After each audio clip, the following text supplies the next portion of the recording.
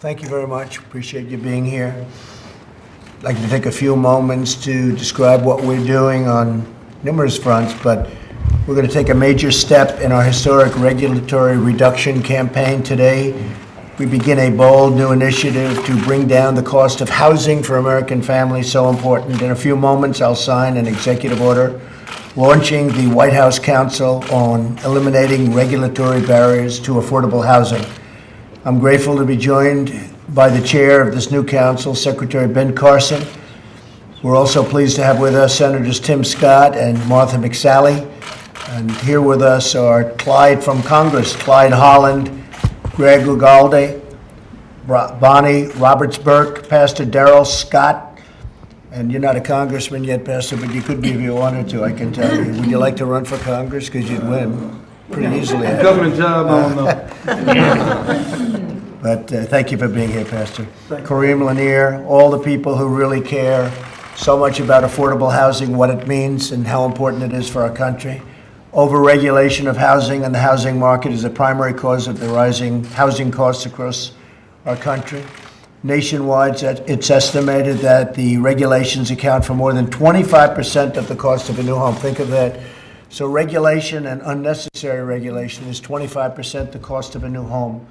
As a result, the supply of affordable housing cannot keep up with demand today. Over 37 million American households have to spend more than 30% of their income on housing. So what I'd like to do is ask Ben Carson, who's really devoted a lot of his time and effort to this tremendous overregulation problem. I'd like to have Ben Carson, Secretary, to say a few words. Ben?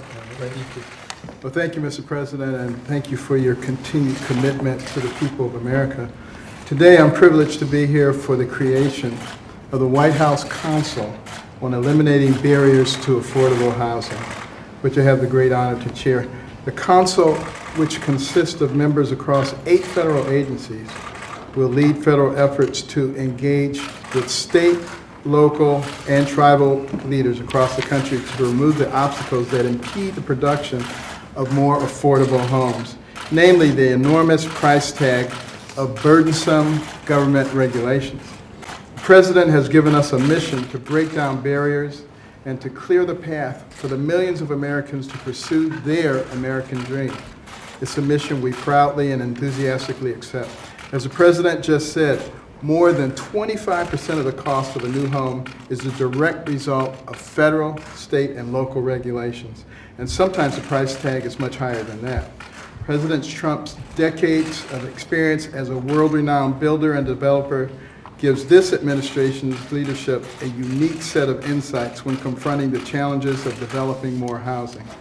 Today's announcement recognizes the need for federal policies to serve Americans of all income levels, including working-class Americans like teachers and nurses and auto mechanics, construction workers, policemen, firemen, whose struggles are sometimes forgotten.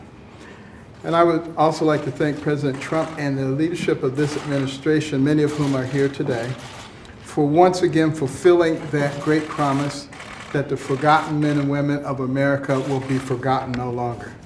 I look forward to working alongside my fellow council members in the months ahead as we use these efforts to continue to build the pillars of prosperity that support all the men and women of this country in their quest for that portion of the American dream that includes a home.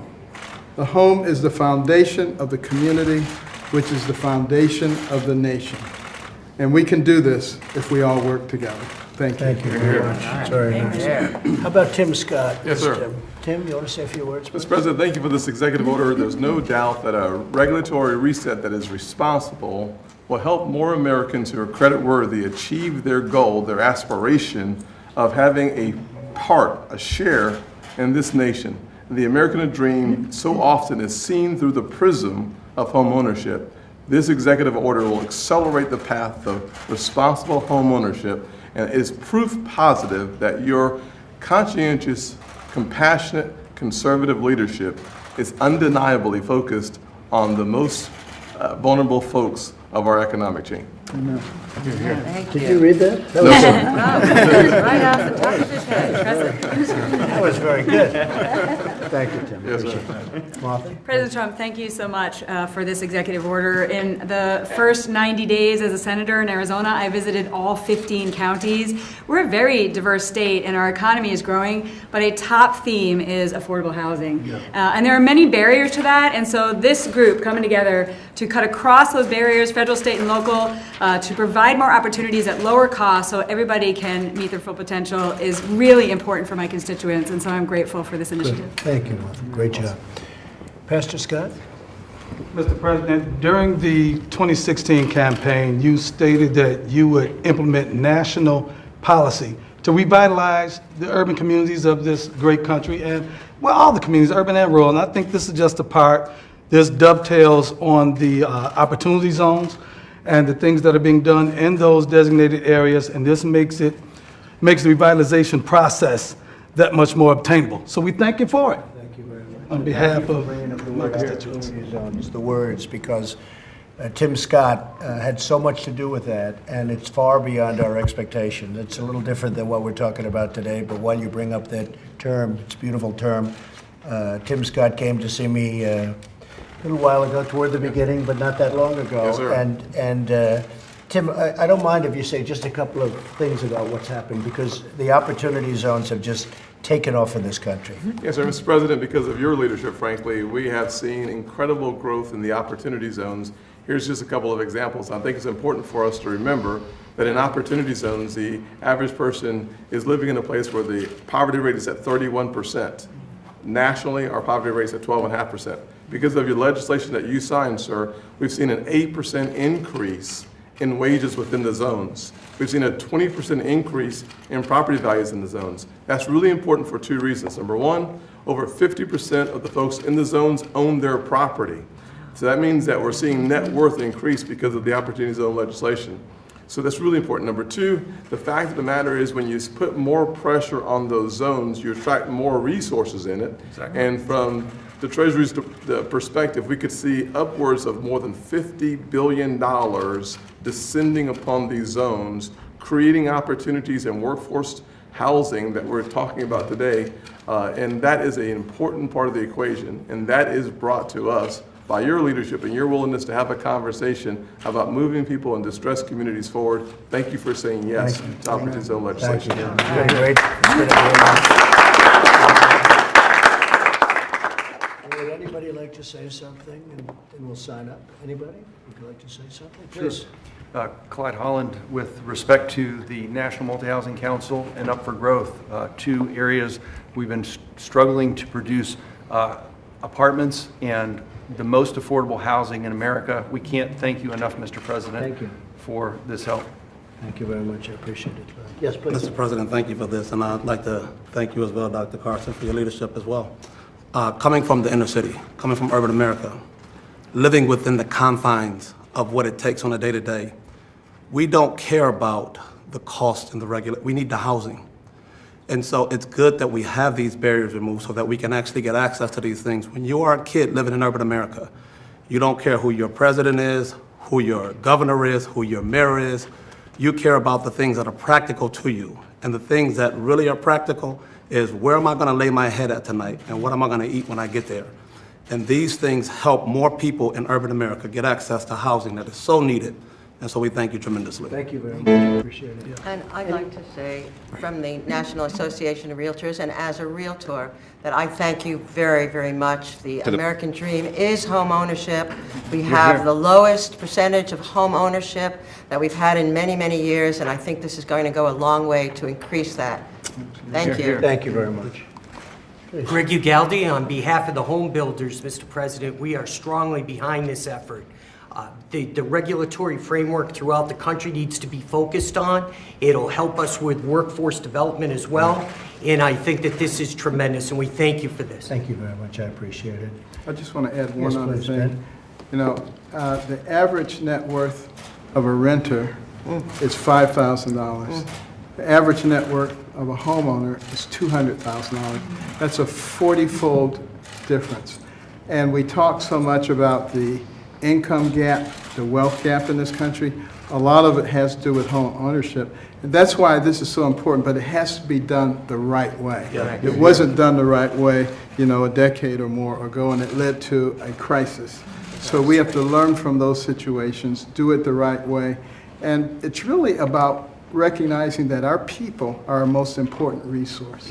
And we need to develop it, and the best place to develop those resources is a solid home environment. That's great, Ben. Thank you. One quick thing, Mr. President, when you combine this with your criminal justice reform efforts, with the lowest unemployment because of your tax cuts and regulatory reform effort, with your fight for school choice so children have a real opportunity for an education, to Ivanka and your workforce, the pledge to the American worker, all of that combined lifts all boats, but it lifts those at the bottom of the socioeconomic ladder the most, and that's because of your leadership. So we're just so grateful to you. Thank you. Thank you for bringing up criminal justice reform. We got it passed. Nobody else could have gotten it passed. And we're very proud of that. A lot of people worked very hard on that, and I see it's a big part of the debates, and now they're all saying it got passed, and it got passed by a Republican named Trump. And the Democrats don't know quite how to handle that one, but we did criminal justice reform, very comprehensive also. Yes. And there are a lot of people, and the incredible thing about it was we had conservatives, very, very conservatives, and we had very, very liberal people supporting it. We had everybody. We had a great bipartisan group. And we had some people opposed to it too, but we had, for the most part, tremendous support. So thank you very much. Larry Kudlow, do you want to just give a moment about how well our economy is doing? Because it looks like June could be one of the best months in the history of the stock market for June, for that month. I know, it's most extraordinary, and it's a terrific sign about the future economy, really good sign. We had our correction in the spring, now we've gotten it back, and then some. And numbers coming out, production way up in May, consumer spending, retail sales way up in May. We're going to have a better Q2 than people initially thought. I think we're on track for 3% economic growth or better. And to remind Brookie, low tax rates, deregulation, opening up energy, trade reform, initiatives like this from Secretary Ben and others. This is what it takes. We're opening doors. Every nook and cranny of this economy is coming alive soon. And if we stay on track with your policies, it's going to be great news for Number one in the world. If you look at Europe, they're having difficulty. You look at China and various parts of the world, Asia, other places. We're beating everybody, and we're going to keep it that way.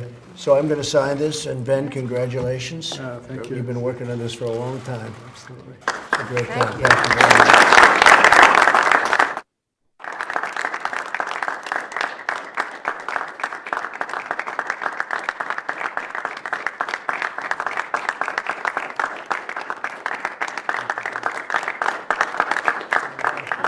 Spread these around, folks. I don't like signing one letter at a time. It doesn't look too good, the end result. Mr. President, are you personally concerned, Mr. President? Wait till you hear this music. Are you personally concerned about the conditions at these border facilities where Yes, there are I am. some I'm very reports? concerned. And they're much better than they were under President Obama, by far. And we're trying to get the Democrats to agree to really give us some humanitarian aid, humanitarian money. And that is a very fair question.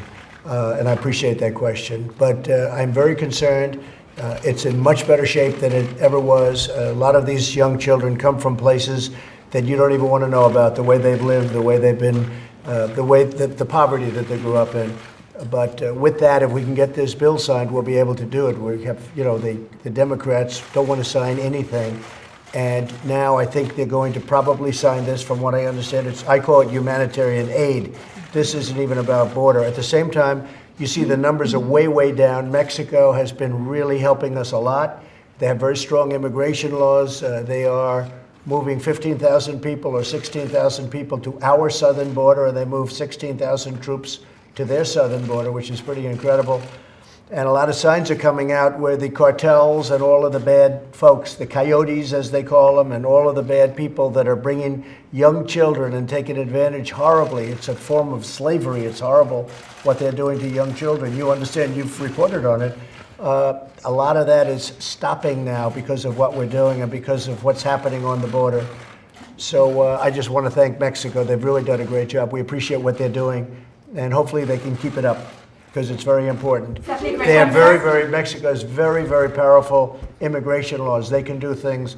Our laws are so bad. What we would like to do, and I'll do it right now officially, is ask the Democrats to give us help on asylum, help on all of the loopholes, the horrible loopholes that get signed in over a period of years that don't allow us to do what we should be able to do.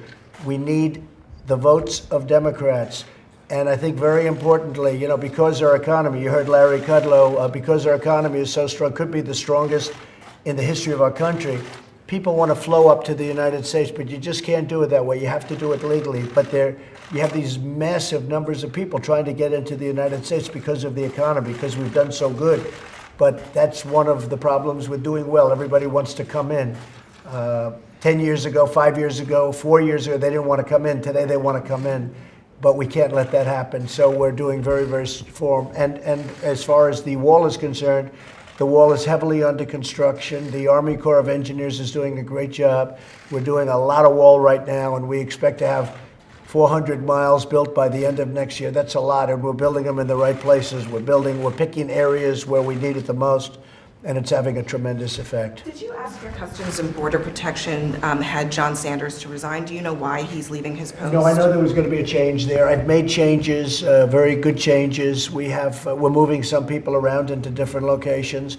The game has changed a lot because of what Mexico is doing. We're able to do things that we wouldn't have been able to do before.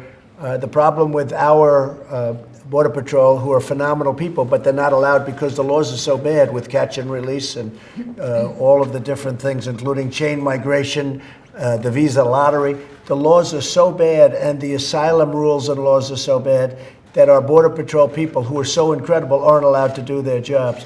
So because Mexico is now, for the first time in 50 years, helping us, and we really appreciate it, we're able to make certain changes that we wouldn't have been able to make before. Steve, did you have a question? You had a back and forth with the leader of Iran this morning via tweet. What message did you want to send to him with your tweets this morning? There is no message. You know, I'll tell you what the message is. When they're ready, they'll have to let us know. When they're ready, they'll let us know. Very simple. Ready to negotiate, you mean? Ready to do whatever. Doesn't make any difference. Whatever they want to do, I'm ready. Okay? So President, our decision on the Middle East, Jared Kushner is in Bahrain right now, releasing this economic component of the Middle East peace plan without the Israelis or Palestinian officials attending. So what's your strategy going forward when there's no buy-in from the parties in conflict? We have to get economic support because the Palestinians don't have money. And we have to help the Palestinians with some money because they don't have it. And one of the groups that you get are some of those countries in the Middle East that do have money. So they're going to play a role in the peace plan. And we'll see what happens. We had a little bit of a setback when the election in Israel, as you know, is, I guess the result is somewhat mixed because now they're going to do it again. That's another do-over, unfortunately. And but we'll see what happens. I mean, we'll see what happens with that election. But it's an early process, but we expect other people to help out. Because again, there's no money. And some people don't have money, and if they don't have money, it's going to be very hard. We want people to be able to live and live well. Back to the CBP, so does that mean you did not ask Sanders to resign? I didn't speak to him. I don't think I've ever spoken to him, actually. No, we have some very good people running it. And, you know, I don't know anything about it. I hear he's a very good man. I hear he's a good person. I don't know him. I don't think I ever spoke to him. Can you tell us about your decision to choose Stephanie Grisham as your new press secretary? So Stephanie has been with me from the beginning, as most of you know, and then over the last couple of years, she's worked for the First Lady, done a fantastic job. The First Lady loves her. I think she's been, you know, just incredible. She's very talented. And I asked so many people, who do you like? A lot of people wanted the job. You know, a lot of people wanted to do it. And I'd ask people, who do you like? And so many people said, Stephanie. And she's here, she knows everybody. She actually gets along with the media very well, as you know. A lot of the folks in the media like her very much, and I think she's going to be fantastic. I think she's going to do a great job. So I offered her the job this morning, and she accepted. And the First Lady's very happy for her. It's a big job. It's a very big job. But we think Stephanie's going to do a fantastic job, and Hogan's going to be with her. Hogan was one of the people that recommended her. Here's Hogan. He recommended her very strongly. I said, Hogan, who do you think? He said Stephanie Grisham. So, Mr. President, can you tell us about the letter to Chairman Kim? Exit strategy for Iran if war does break out. How do you have an exit strategy for Iran if war does break out? you're not going to need an exit strategy. I don't need exit strategies. Mr. President, can you tell us about your letter to Chairman Kim? Just a nice letter back and forth. He wrote me a beautiful letter on birthday. It was my birthday, as you know, last week. He wrote me a beautiful letter. I thought it was very nice, and just two friendly letters. We get along very well. No mention of another meeting? Maybe there was, but we, at some point we'll do that. Getting along very well. He's not doing nuclear testing. When I took over, as you know, when I became president, they were testing. Previous to that, they were testing so much. They were doing ballistic tests and nuclear tests, and we didn't have our prisoners back. We had a whole lot of things that were going wrong. Now we have our hostages back, or prisoners back. They came back.